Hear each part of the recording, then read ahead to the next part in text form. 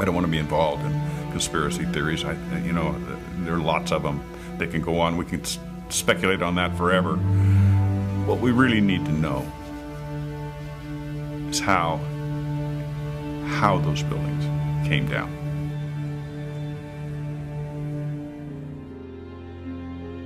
My husband Steve was 48 years old when he was killed on September 11th, 2001. He was in the North Tower on the 104th floor.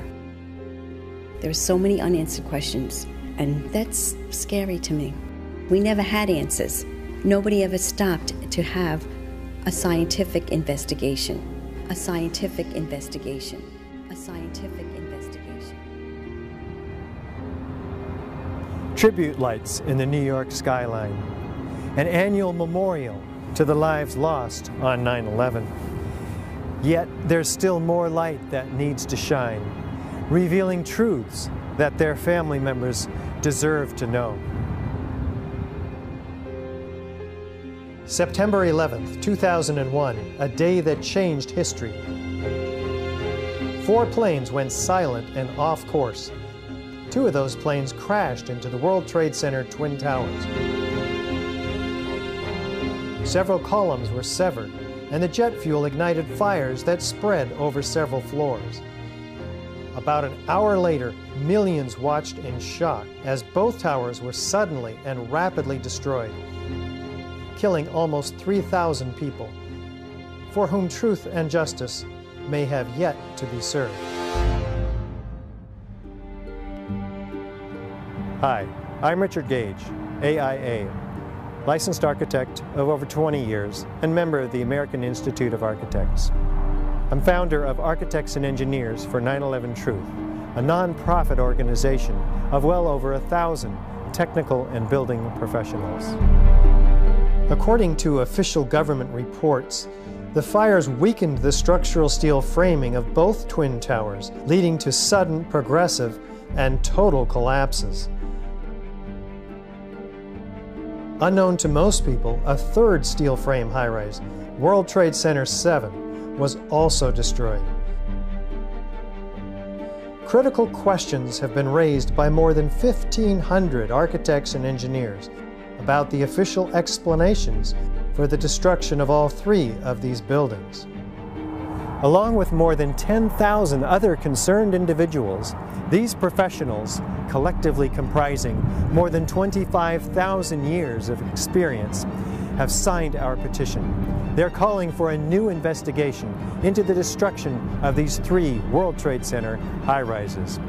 This call is based on evidence that reveals a very different destruction scenario than reported by government engineers.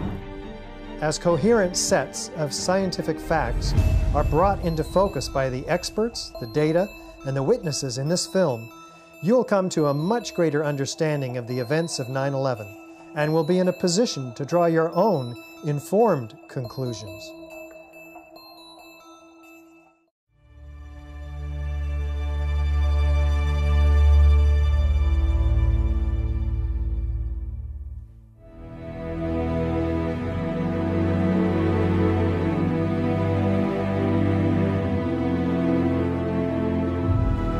The new World Trade Center, Building 7, looms above the site of its original. Building 7 was a 47-story high-rise, not hit by an airplane. Yet, it was the 3rd modern steel frame skyscraper to collapse rapidly and symmetrically on 9/11. It was a football field away from the North Tower and sustained minor damage from falling debris. Building 7's precipitous collapse was blamed on normal office fires. I'm Steve Barish, founder and president of Barish Architects and Associates, Inc., a 33-year-old architecture, planning, and engineering firm. One of the things that really interested me is how quickly the Tower 7 fell. It fell within 7 seconds approximately from top to bottom. This building was built in the mid-80s and met all the codes at the time. From about 1965 until about 1985, most of my experience has been in high-rise, multi-story steel buildings. NIST would have us to believe that these were was a typical office fire, scattered office fires, if you will, that brought this building down. Since the mid-60s, I've tried to follow high-rise fires because they're something we worry a lot about as we design these buildings. And I'm not aware of any high-rise building that have come down as a result of fires. The coup de grace for me was when I found out that Building 7 had collapsed later that day, and when I saw Building 7 come down. To me, the fact that it looks like a perfect controlled demolition of an intact building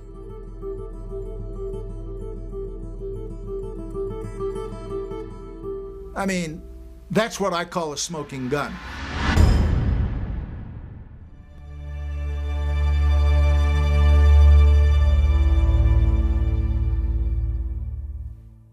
Was the structural steel from World Trade Center 7 preserved, documented, analyzed according to standard procedures for investigating engineering failures? 400 truckloads per day of material were taken away from the World Trade Center site and sent to China for recycling. There were laws violated in the destruction of that evidence. And for the American Society of Civil Engineers to ignore those events is extremely disturbing and is a violation, in my opinion, of their professional code of ethics. It was contrary to the way all investigations are done. If an airplane crashes, they seal off the entire area, nobody touches anything, they move it to a secure location, and they reconstruct an aircraft. Normally, when you have a structural failure, you carefully go through the debris field, looking at each item, photographing every beam as it collapsed and every column where it is in the ground, and you pick them up very carefully and you look at each element. We were unable to do that in the case of Tower 7.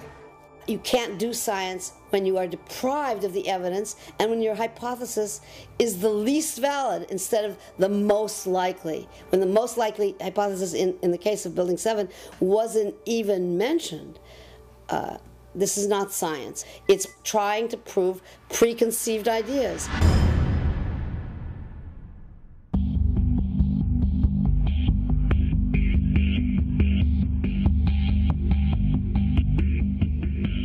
Was a proper investigation performed that might have revealed the use of accelerants or explosives in World Trade Center 7's destruction? NIST concedes that they found no evidence for explosives. So then we asked them, well, did you look? And they said, no, we did not look for explosives or residues of explosives. Big explosion. Blew us back into the 8th floor. I'm okay, all right? Here, hold on. You want to call your mother or something? Just the fact that there were explosions means they need to be investigated. Keep your eye on that building. It'll be coming down. The building is about to blow up. Moving back. We are looking back. There's a building about to blow up. We don't have the real story on what happened because there wasn't a proper investigation done.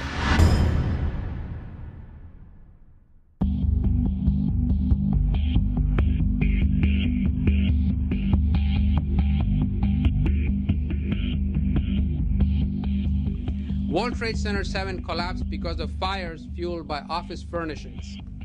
It did not collapse from explosives or from fuel oil fires. As reported by the New York Times, engineers were baffled by the collapse of Building 7. Since no steel frame high-rise has ever completely collapsed due to fire, how are we to understand this mysterious event? High-rise buildings simply do not collapse due to fire. There has never been until 9/11 an experience where a high-rise building that was steel frame completely collapsed. There have been fires burned longer in similar structures without any collapse. This claims the fires were very large, very hot, and long-lasting, when in reality, observation, which has been researched by many people, shows these fires did not last very long. They were not in the locations where NIST claims they were at given times. I'm a fellow of the American Institute of Architects. For the 40-plus years that I've been practicing architecture, I've designed a variety of buildings from small houses to high-rise office buildings. Some of the high-rises that I've worked on are 1 shell and 2 shell here in Houston. I was project manager for a 22-story office building in Akron, Ohio. Later in the day, when World Trade Center 7 collapsed, they had already showed us pictures of a few fires in that building, and I mean, they weren't even raging. And how could that cause a building to collapse as if it were imploded? Couldn't happen.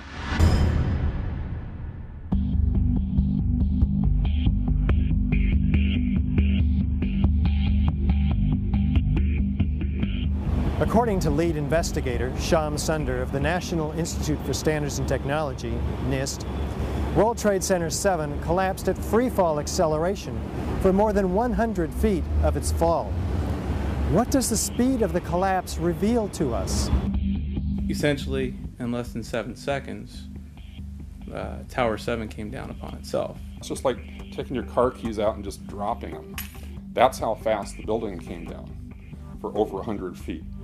And the only way you can get that is when there's zero resistance. And so what we're looking at is a building just coming straight down, falling right through itself with zero resistance. Buildings don't have zero resistance, which is why you feel comfortable walking into a building. This building had 40,000 tons of structural steel in its structural system, and that is intended to keep it from going anywhere. NIST is telling us that the building below it ceased to exist for the first few seconds of the collapse of the building. Well, things in physics just don't cease to exist and cease to resist the forces that are on them. The building didn't disappear so the building can fall for 100 feet at free fall speed. That's impossible. That's a violation of the fundamental law of physics that says that for every action there's an equal and opposite reaction. If floors fall, they tend to fall and are braced by the floor directly beneath it. And there's some delay there. Because of redundancy, because of all the other columns in the building that were not affected. Even if a floor were to collapse, it still wouldn't be able to collapse all of the connections simultaneously at the rate that it did without secondary explosions.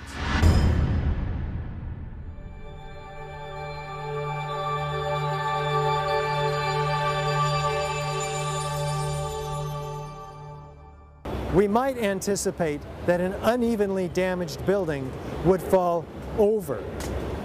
Yet, videos of the collapse of Building 7 show a fairly symmetrical fall. How do we make sense of this? If the buildings had come down by fire, we would have seen a more natural progression of collapse. And clearly a more asymmetrical pattern should have been present. The symmetry is the smoking gun. It cannot happen that when you have asymmetric damage, you will get a perfectly symmetrical collapse. The exterior columns on the outside as well as on the inside at the bottom would have to be severed almost at the same time. I worked for Controlled Demolition Incorporated, CDI, the top-rated explosives demolition firm in the world. What I saw, it was a classic implosion. The center of the core, the penthouse area, starts to move first, and then the building follows along with it. That's another indicator that this NIST report is very suspect. When it's all finished, the outside walls are piled one on top of the other right in the middle of the building. Just like a house of cards if it were coming down. According to NIST, the failure occurred at column 79 on level 12. This means basically they're talking about a single columnar collapse or failure that resulted in a total collapse of the building. That just does not make any sense.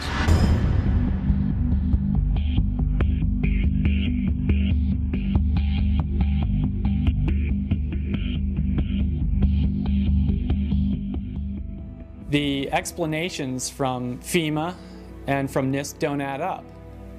But there is enormous circumstantial evidence, circumstantial and actually physical evidence as well, that would lead us to a different conclusion. And the conclusion is controlled demolition. Dit is controlled demolition. Zeker weten. Zeker weten. Er is nagesprongen. Dit is in opdracht gebeurd. Dit heeft een team gedaan van experts. Building 7 to me is really what gives it away, because that's a classic case of controlled demolition.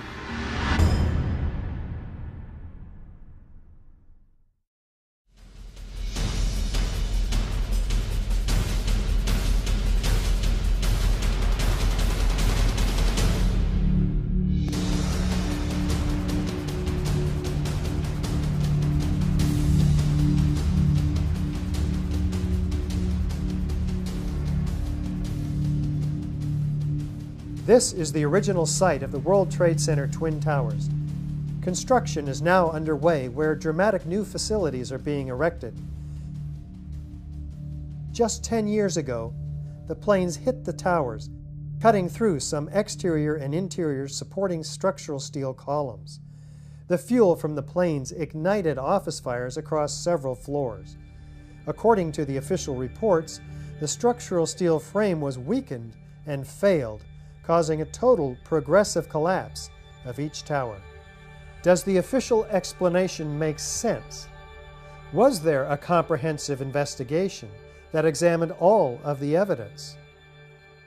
I walked into the office and the first words that I heard was, "A plane's just run into the World Trade Center."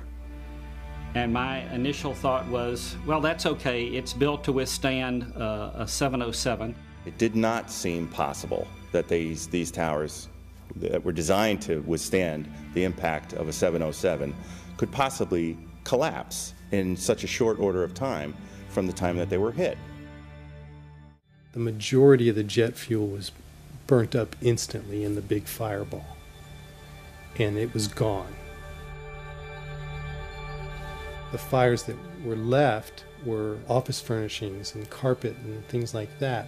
A lot of things in these kind of buildings have to be fire resistant by nature. It's required by code.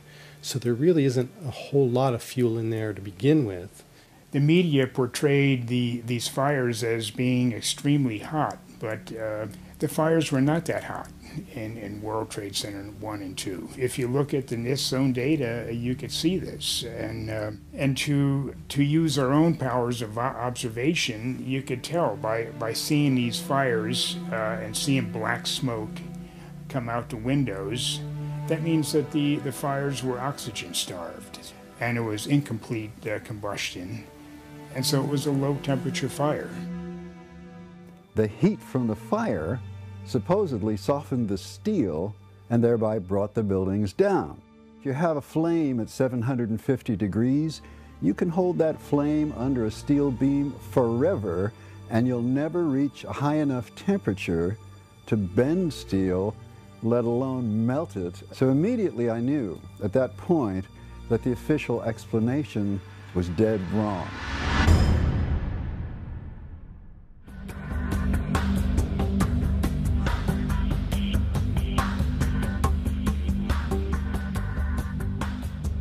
Rather than a slow groaning collapse that we might anticipate, the Twin Towers show in the videos a very rapid, sudden onset of destruction.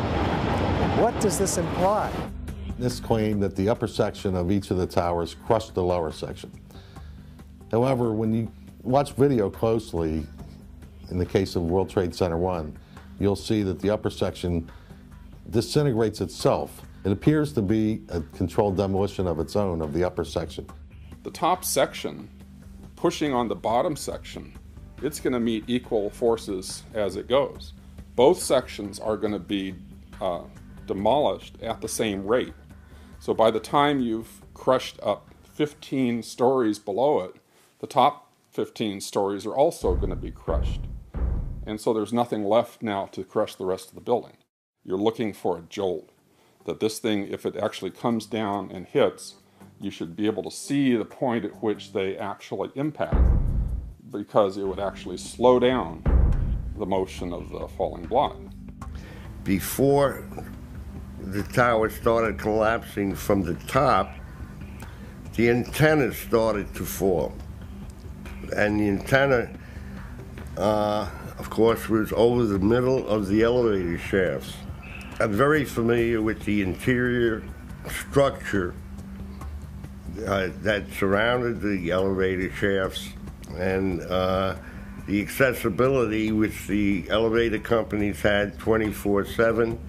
It wouldn't be a problem once you gained access to the elevator shafts. Then a team of loading experts would have access to all the core columns and beams. The rest could be accomplished at that point by just the right kind of explosives for the job at hand. The only way that I can see that the towers could have collapsed is that the interior columns were compromised.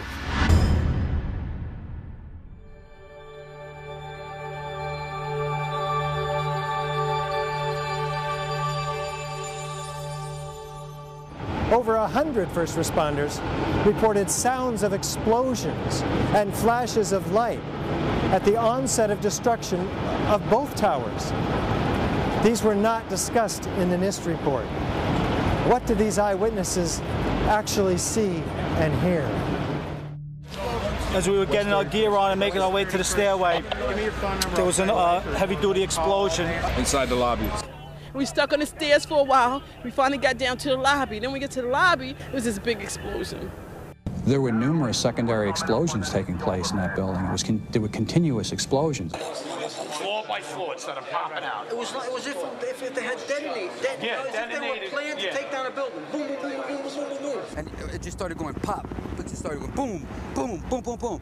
And he goes, how fast? I go like firecrackers. They're reporting exactly what I would expect. You're hearing boom, boom, boom, boom, boom, waves of explosions going off, not one massive big boom. There's so many videos of witnesses from that day that report explosions. There's radio transmissions from the FDNY. We have the transcripts that were recorded, back in 2001 of all these firefighters and first responders reporting explosions. This testimony should have caused the presumption that there was a good chance explosive residue would be found and justified testing for it, rather than the opposite. It doesn't look like a collapse. It's like a huge mushrooming, billowing kind of an event. That whole thing looks nothing like a building falling down. It's a building being blown up. That's what the physics shows. Yet they refuse to consider the possibility that explosives or some other form of demolition device could have been used to cause the collapses of the towers. And the fact that controlled demolition is consistent with all the available technical evidence. And the response to that request for correction is NIST simply saying they're unable to provide a full explanation for the total collapse, even though that was their task given to them by Congress.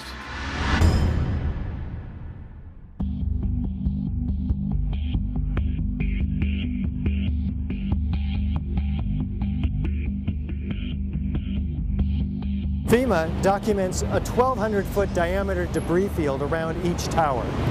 Videos show multi-ton steel sections of hundreds of individual steel pieces ejecting out of the towers at 60 miles an hour for a distance of 600 feet.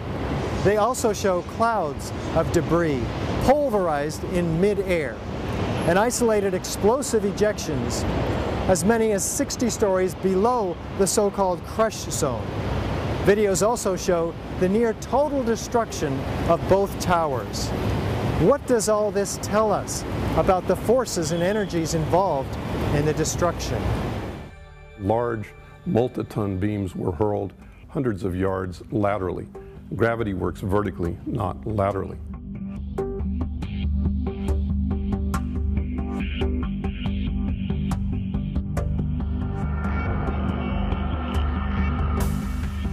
So something's happening to throw these things horizontally at those kinds of speeds. And here it is trailing white smoke the whole time. It really is indicative of some kind of explosion. The individual explosions that I noticed 20 and 30 and 40 stories below the collapsing structure. And naysayers tend to say, well, that's just air being blown out the windows. I mean, it doesn't really work to say it's just air pressure. And I've estimated these are coming out faster than 100 miles an hour. As an architect, I would expect to see larger portions of the building floors, the decking, the steel decking, the concrete topping, much larger remnants of what the structural components of this building was. What happened to the concrete? The concrete was pulverized, and I was down here Tuesday, and it was like you were on a foreign planet. All of Lower Manhattan, not just this site, from river to river, there was dust powder 2-3 inches thick. The concrete was just pulverized.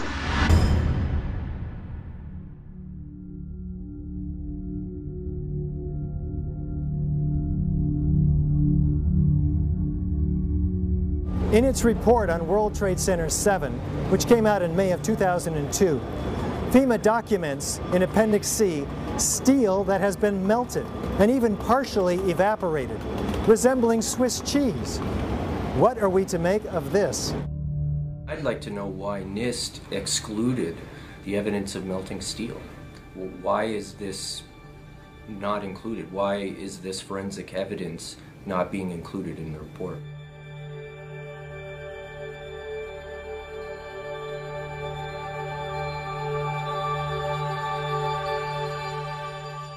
First of all, let's go back to your basic premise that there was a pool of molten steel. I know of absolutely nobody, and no eyewitness who said so, nobody who's produced it. You'd get down below and you'd see molten steel running down the channel rails. Like you're in a foundry. Yeah, like lava. Like it was lava from a volcano. Actually melted beams where it was molten steel that was being dug out. Underground, it was still so hot that molten metal dripped down the sides of a wall. It's this fused element of steel, molten steel and concrete and all of these things all fused by the heat into one single element. And they pulled off a big block of concrete, and there was like a little river of steel flowing.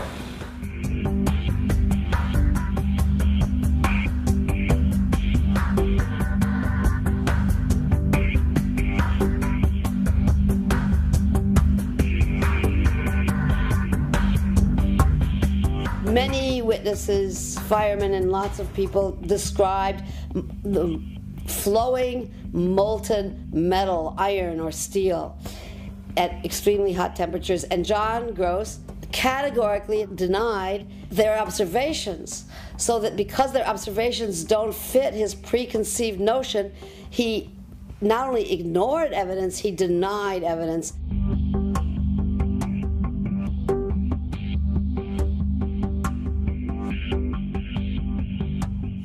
In an office fire, you cannot generate enough heat to melt steel. And yet we have evidence of molten iron in the microspheres, in the rubble pile, and the metal pouring out of the side of the tower. So what is this molten metal? It's a direct evidence for the use of thermite. An incendiary used by the military, thermite is a compound of iron oxide and aluminum, which when ignited sustains an extreme heat reaction, creating molten iron. In just 2 seconds, thermite can reach temperatures over 4,500 degrees Fahrenheit, quite enough to liquefy steel. We know that open-air fires cannot burn hot enough to melt steel, but metal had melted at the base of the towers. I found a pore in the steel that had pure sulfur. There's a government theory that calcium sulfate from gypsum boards was the source of sulfur, and that's wrong.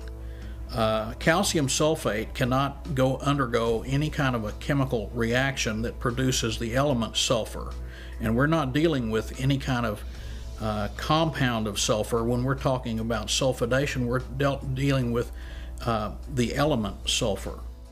There's a version of thermite called thermate, which has sulfur in the thermate, and what the sulfur does is it's sort of like salt on ice. And it just basically makes the steel melt at a lower temperature. And if you do a search on Google for thermite and building demolition, you can find devices that have been fabricated and invented that use thermite for building demolitions. In the case of thermite cutting charges, you would have heard far less noise since they are worked by thermal heating, melting of the steel, rather than an explosive cutting as in RDX charges. Overflights had detected with infrared camera 1400 degree Fahrenheit hotspots on the surface of ground zero. And that being there for a week, indicates that there was something very hot going on below the surface. So thermite would also explain potentially the fact that the fires could not be put out at ground zero. The fires lasted for quite a while, but most importantly, they were deep within the pile, where people would expect that the environment was oxygen starved. And thermite could explain this because it has its own oxidant within. It's actually the metallic oxide that provides the oxidant to allow the incendiary thermite reaction to occur, even underwater.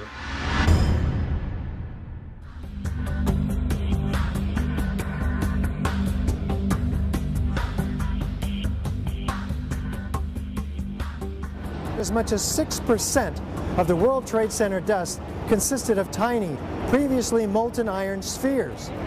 What does this tell us about the temperatures generated in the tower's destruction? When the USGS collected samples of the World Trade Center dust, they found the iron microspheres. Insofar, the USGS does not have a valid explanation for the presence of these iron microspheres. So what do the microspheres contain?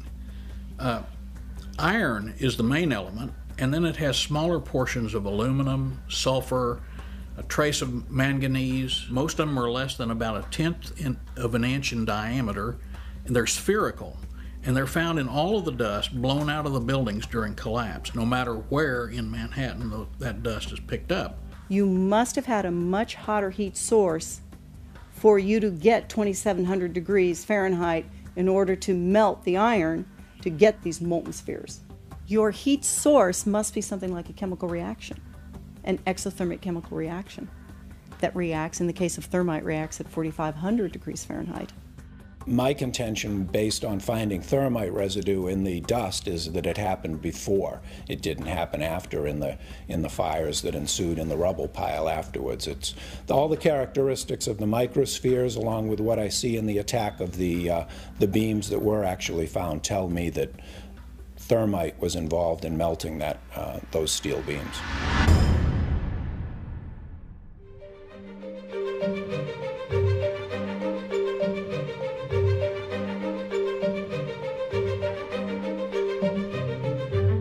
Out of the ashes of the World Trade Center devastation rises the Freedom Tower, whose foundation, however, is shrouded in question.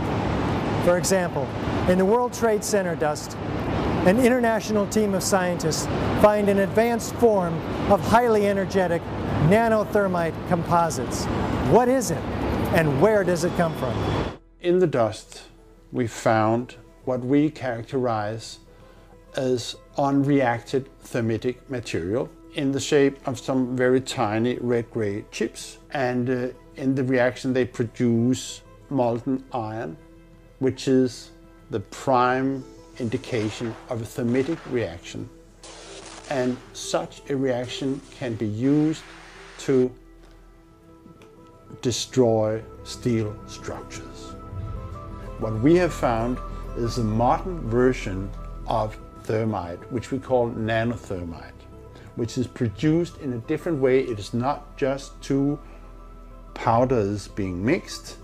The material is actually built from the atom scale up. We call it the bottom-up procedure, which is what you do in nanotechnology. The ingredients are much smaller, which means they're reacting faster and they are more easily ignited. The primary elements in the red material are aluminum, iron oxide, as well as silicon and carbon. The iron oxide appears in faceted grains, approximately 100 nanometers across. The aluminum appears in thin platelets, about 40 nanometers thick. This is discussed in our paper in the Open Chemical Physics Journal, published in April of 2009. But so far, none of these papers have been refuted in the literature, the scientific literature. So that means they are unchallenged in the scientific sense. They stand as an indictment, really, of the official story of 9/11.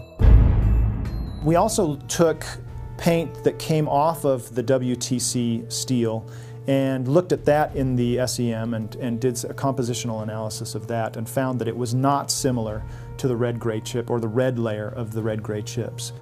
This cannot be paint. Paint does not have these exotic properties. It's impossible. This is material that is of military use that really shouldn't be there.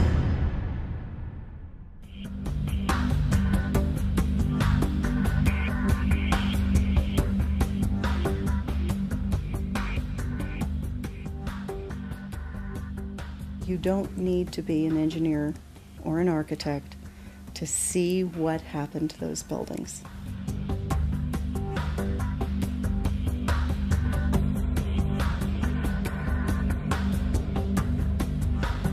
Any honest investigator would be looking at this and looking for explosives and so forth. The NIST investigation didn't go there. They just would not look for explosives. This has been the work of independent researchers, not NIST. So the preconceived notion of NIST is that there's no evidence for explosives, and so there's no point in looking. That is the most unscientific thing that you can possibly think of, not to look because you don't expect to find evidence, and in fact the evidence is overwhelming that these red-gray crystals are very high-temperature incendiaries. They state these conclusions for which there's virtually no evidence, and then they ignore conclusions that can be drawn from the evidence.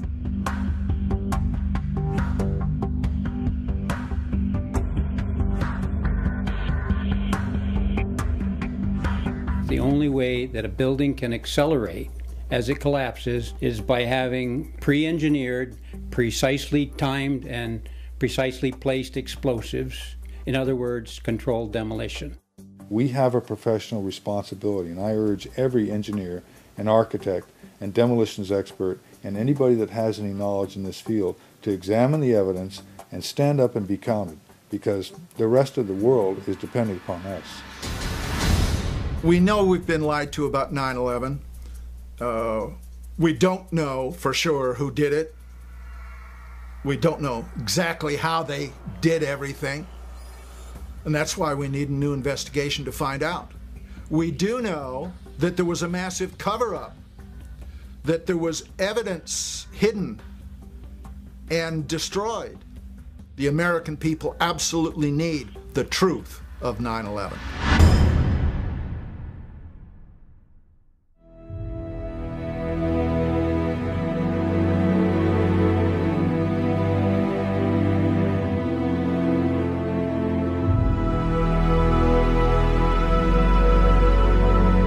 Some kind of consciousness raising on my part before I was willing to look at the possibilities.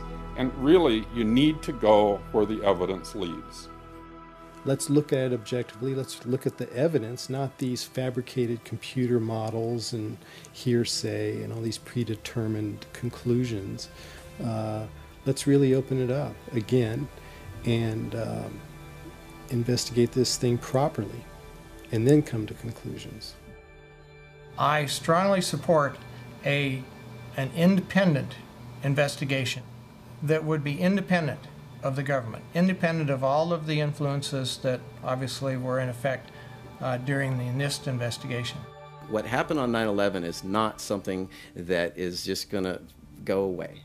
This is very pertinent to us today. I wish to further the investigation, and I want to make a difference because I want this to be a safe and better place for my children.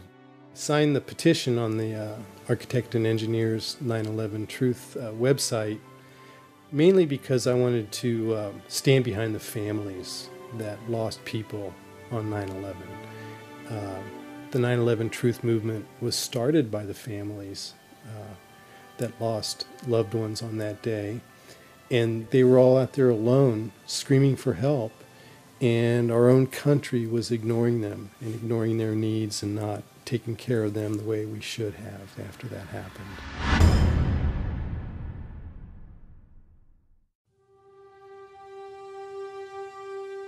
Most of us who have lived with the events of 9/11 have, as a result, experienced some kind of trauma. It can be very difficult to come to terms with what actually happened at the World Trade Center. In fact, someone told me recently, "I wouldn't believe what you're telling me even if it were true." Our petition signers with psychological expertise have stepped forward to offer their insight. While this segment is clearly outside the knowledge base of the architects and engineers for 9/11 Truth, these experts in psychology highlight their valuable experience for us as to why this evidence can still be so difficult for people to accept. As we know, the horrors of what happened on 9/11 were televised all over the world, and they were televised, in fact, live. We witnessed the deaths of almost 3,000 of our fellow Americans. We know this had a very severe and traumatic impact on a majority of the population. At this point, we have 9 years of hard scientific evidence that disproves the government theory about what happened on September 11th, and yet people continue to be either oblivious to the fact that this information exists or completely resistant to looking at this information. So the question becomes why? Why is it that people have so much trouble hearing this information? From my work, I think we would be remiss not to look at the impact of trauma. Many people respond to these truths in a very deep way. Some have a visceral reaction like they've been punched in the stomach. To begin to accept the possibility that the government was involved is like opening Pandora's box. If you open the lid and peek in a little bit, it's going to challenge some of your fundamental beliefs about the world. If we can think of our worldview as being sort of our mental and emotional home, I think all of us will do just about anything to defend our homes, to defend our families. And so I see that with people, and I saw that with myself when my brother tried to talk with me about it, of don't mess with me, don't mess with my home, don't mess with my comfort with how things are. About a week later, I read a lengthy article by Professor Griffin about why he believes the official account of 9/11 cannot be true. And it was a very well-researched article. It was in my office at the time. I sat there and I felt my stomach churning. I thought maybe I was going to be sick. And I leaped out of my chair and ran out the door and took a long walk around the block, around several blocks, and just broke down. I understand now that what was happening was my worldview about my government being in some way my protector, almost like a parent, had been dashed, and it was like being cast out into the wilderness, I think is the closest way to describe that feeling. And I sobbed, felt like the ground had completely disappeared beneath my feet. And I knew at some point during the walk that I knew that I was going to have to become active in educating other people about this, that for me to retain any sense of integrity, I was going to have to take some action. I couldn't just let something like this go.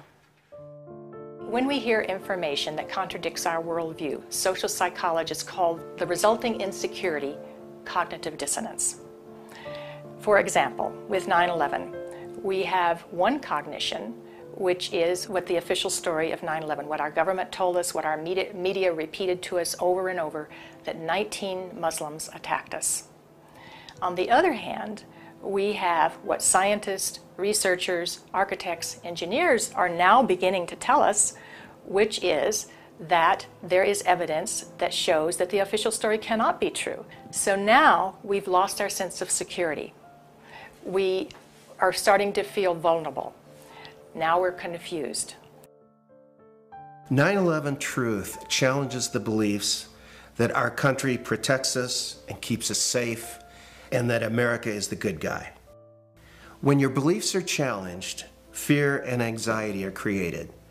In response to that, our psychological defenses kick in, and they protect us from these emotions. Denial, which is probably the most primitive psychological defense, is the one most likely to kick in when our beliefs are challenged. And it's a very, very uncomfortable state to be in. And eventually our mind shuts off. Just like when a computer is overloaded, our minds get overloaded. We can't handle it anymore and we shut down. And what some of us will tend to do is deny the evidence that's coming our way and stick to the original story, the official story, and to try to regain our equilibrium in that way. Another thing we can do is decide to look at the conflicting evidence and be sincere and be open-minded and look at both sides of the issue and then make up our own mind about what reality is. Here are a few of those spontaneous initial reactions to hearing the contradictory evidence about 9/11. I don't want to know the truth, or I'd become too negative and psychologically go downhill. I'm not sure I want to know. If this is true, then up would be down and down would be up. My life would never be the same. Fran, I refuse to believe that many Americans could be that satanically treasonous. Someone would have talked. But these are beliefs. They are not scientific facts. But these beliefs do keep us from looking at the empirical evidence. Whenever we say, I refuse to believe, we can be sure that the evidence that's coming our way is not bearable and that it's conflicting with our worldview much too much. As I thought about all of these responses, I realized that what is common to every one of them is the emotion of fear. People are afraid of being ostracized, they're afraid of being alienated, they're afraid of being shunned, they're afraid of their lives being inconvenienced, they'd have to change their lives, they're afraid of being confused, they're afraid of psychological deterioration, they're afraid of feeling helpless and vulnerable. And they're afraid that they won't be able to handle the feelings that are coming up. None of us want to feel helpless and vulnerable. Healing comes through facing the truth, experiencing it, allowing the feelings to come in, so that if there are feelings of fear that perhaps these events were caused by something that we haven't thought about yet, dark elements within our society, for example, we'll let that come in and explore it. Let the light shine on whatever happened. This will be the most healing process. After World War II, part of the way that Jewish people honored the dead was by making sure that the truth was known and that the value of these people was respected. Not pursuing the truth about 9/11 disrespects the value of the life of the people that died. Thinking that we're above such things, that it could happen in other countries, but it couldn't happen here, that's a lack of humility, and that's excessive pride. And so not being able to see our dark side or our weaknesses is the most dangerous thing. A feature of American history that makes us particularly liable to this pride is this notion that's called exceptionalism, that America is the exceptional nation. And that began from the beginning. As this country was formed, the people would say, well, there was so much evil in the European countries, so much cheating, so much lying, so much using the people for the ruler's purposes, but not in America.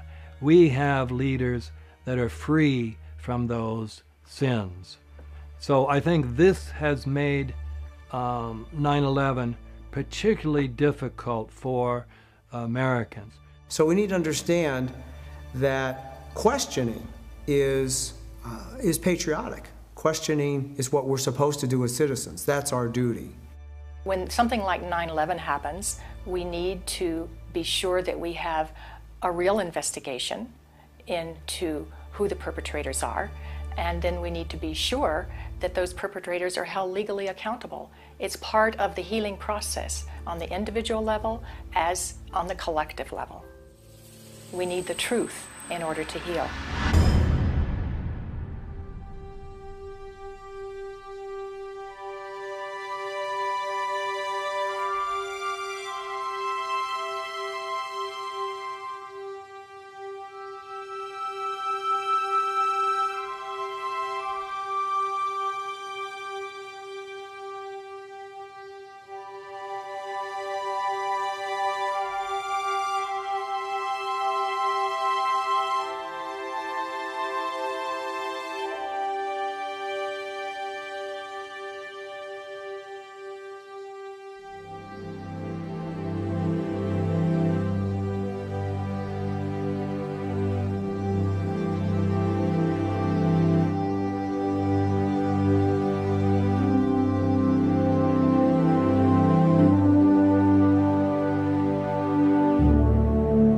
My name is Bob McIlvaine. I'm from right outside the Philadelphia area, and I'm the father of Bobby McIlvaine, who was killed in the lobby of the North Tower on September 11, 2001. Bobby was one of the first 10 bodies found. We took him home that week. We were one of the few. I finally found the doctor who examined him.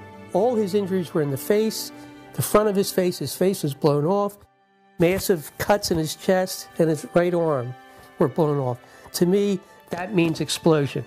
What happened on September 11th was the tragedy where Neil was on Flight 175 and it crashed into the second tower. And I can't imagine what happened to him. My brother was my best friend. David has always been a firefighter. My brother went in to save people's lives. I'm a family member trying to find out the answers to the murder of 3,000 plus people. I'm Jane Policino. My husband Steve was 48 years old when he was killed on September 11th. I have no identification. You know, why is that? It seems to me we should know why over 1,000 victims there are no trace for, and no identification, no trace of over 1,000 victims. Just a few years ago, they were still finding body parts on the roofs of buildings. What is that? We should know why there are over 700 bone fragments found on the top of Deutsche Bank building less than a half an inch long. We should have that information. Why were they up there? Why weren't they found? What kind of explosion was there? And the explosions were brought up many a times, talking to firemen, talking to medics, talking to everyone. Everybody talked about these explosions. I want the officials that are in power to ask the questions. I want answers. Please look at architects and engineers. People all around the world, scientists, all around the world are questioning this. When you bring science into the equation, that's so important because you can't argue against science. And there's some deep, deep explaining to do. The bottom line is that it needs to be investigated properly. We will never heal. This country will never, ever, ever forget that day. We have to demand a new investigation. I want justice here.